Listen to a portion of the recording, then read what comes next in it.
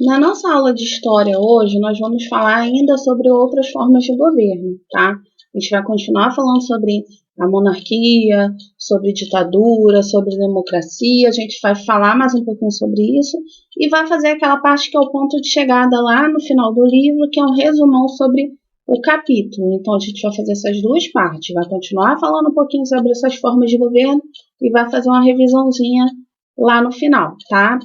Então, vamos lá. Começando aí em história, tem esse texto que a gente vai estar lendo, né? Que ele fala assim: mesmo que alguém morasse na cidade, lembrando que vocês têm que olhar lá o roteiro do dia para saber a página direitinho que a gente vai fazer, tá? Tudo direitinho. A gente vai estar finalizando o nosso livro de história hoje, então é importante vocês prestarem atenção bem na aula. Qualquer dúvida, vai falando com a tia aqui também, tá?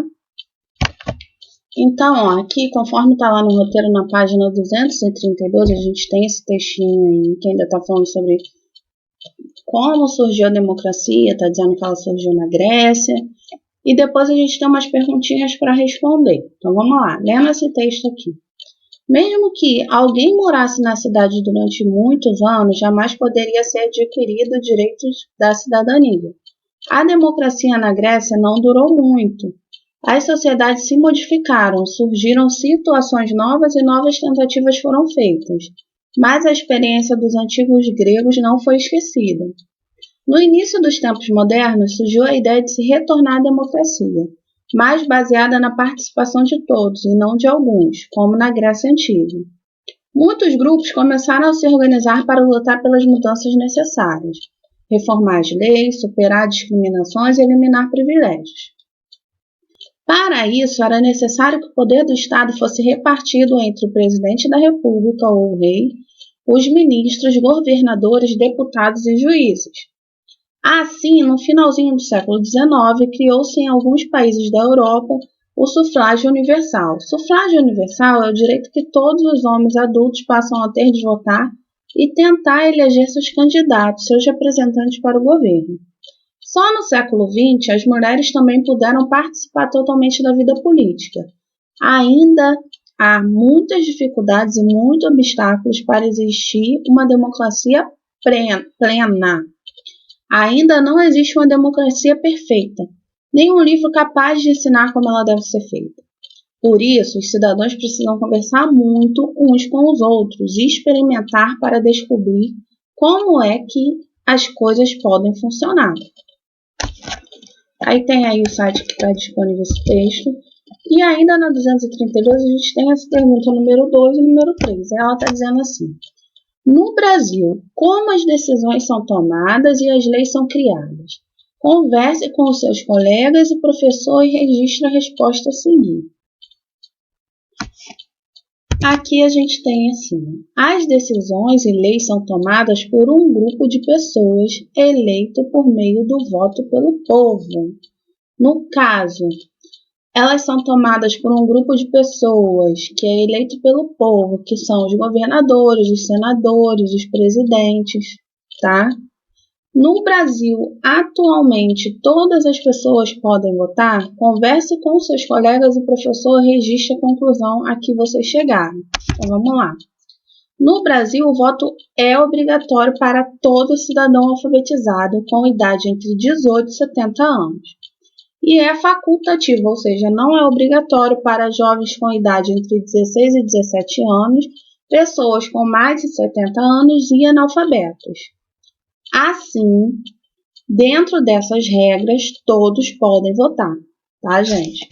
Agora aqui, ó, na 233, a gente tem esse relacione aí, ó. Relacione o tipo de governo às suas características. Vamos lá. Os cidadãos escolhem um representante que toma as decisões e cria leis. Isso é uma democracia indireta ou representativa. Os cidadãos não participam das decisões políticas que são tomadas pelos governantes. Isso é uma ditadura. Os cidadãos participam diretamente das decisões políticas, propondo, debatendo e votando as leis e as ações políticas. Isso é uma democracia direta. O governo no qual pessoas são escolhidas pelo povo para governar por um tempo determinado. Uma república. Governo de uma pessoa ou monarca. Isso é uma monarquia, tá? Marca aí direitinho. Na próxima tá assim, ó. Leia o trecho a seguir. Como em todos os jogos, no jogo da democracia também existem regras. E é preciso cumprir algumas leis. A democracia é feita por todos, para que depois todos estejam de acordo em quase tudo. É para isso que se organizam as eleições. Aqueles que pensam do mesmo modo ou de um jeito parecido se juntam, e os que têm outra opinião fazem a mesma coisa. Cada grupo político forma um partido político, e os partidos políticos representam o que o país pensa, quer ou está pedindo. E cada um se inscreve ou vota no partido que prefere, com o qual está mais de acordo. E como o governo é eleito pela maioria, todos têm de aceitar o que o governo faz enquanto governa. E assim, ao final de 4 anos, as pessoas podem, se quiserem, eleger outro partido que acharem melhor. Democracia é assim. Escreva as diferenças entre democracia e ditadura. Eu coloquei para vocês assim, ó. Na democracia, os cidadãos escolhem um governante, que exerce poder por tempo limitado. Já na ditadura, o governante muitas vezes assume o poder de maneira autoritária. Eu coloquei essa resposta para vocês, mas você pode ter respondido outra coisa que está coerente com a pergunta e está certo. Então, para saber se está certo ou se está errado, manda a foto da sua resposta para mim, que eu vou estar lendo e eu vou estar dizendo para você, tá bom? Aqui a gente chega no ponto de chegada, que é aquela parte onde a gente faz um resumão sobre o capítulo. Então vamos lá. Número 1. Preencha os quadros com características de cada forma de governo. Monarquia. Uma pessoa governa, o poder hereditário e o poder vitalício. Tá? República. O governante é um representante do povo, governa por um tempo determinado. Democracia. O povo participa das decisões políticas por meio do voto. Ditadura. O governo autoritário. O poder é concentrado em uma pessoa ou em um grupo.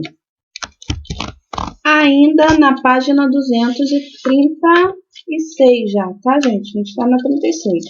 A 34 e a 35 nós não fizemos porque eu passei para vocês fazerem no bloco 4 de atividades, tá? Então, a gente já fez, já deu uma olhada, então a gente foi para 236.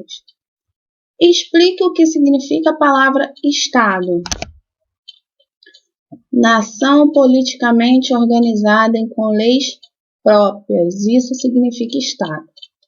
Se você achou outro significado no dicionário, também não tem problema. Manda a foto aqui para mim que eu vou estar vendo junto com vocês, tá? Na número 3. Numere as frases com os números 1 a 7, colocando em sequência os acontecimentos desde o surgimento do ser humano até a formação dos primeiros estados. Então, vamos lá. Número 5. Vamos começar do número 1. Primeiro, foi a origem do ser humano na África. Depois, foi a formação dos primeiros grupos, os nômades, caçadores e coletores. Depois, a gente teve o desenvolvimento da agricultura. Depois, nós tivemos a formação dos primeiros grupos sedentários. Depois, a gente teve o desenvolvimento das aldeias. Depois, tivemos o crescimento da população e das aldeias. E, por último, a gente teve a formação do Estado com suas próprias leis e o desenvolvimento da escrita. Tá bom? 4. Explique por que é importante que exista um governo. O governo ele tem como função garantir o cumprimento de direitos e deveres dos cidadãos e a organização da sociedade. Então, é importante que se tenha um governo para isso, para garantia dos seus direitos e deveres e para organizar a sociedade. Tá? Agora, aqui na página 237, a gente tem aqui, ó, como era a vida dos primeiros povos. Aprendemos que, inicialmente, as primeiras povoações se organizavam em pequenos grupos que viviam de caça de animais e de coleta de vegetais, mudando-se constantemente em busca de recursos para a sobrevivência.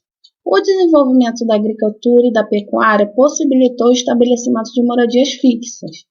Assim, diversos grupos tornaram-se sedentários, o que provocou um aumento da produção de alimentos e, consequentemente, da população, que começou a viver em aldeias. Com o crescimento das aldeias, os trabalhos passaram a ser divididos entre membros de cada grupo. E algumas pessoas passaram a liderar as comunidades, assim surgiram os governantes e os estados. Aí a gente tem a foto, desse carro de burro. A formação das primeiras comunidades sedentárias foi possível após o desenvolvimento da agricultura. No Antigo Egito, a terra era preparada com um arado puxado por animais, como mostra a escultura ao lado produzida há cerca de 4.000 anos.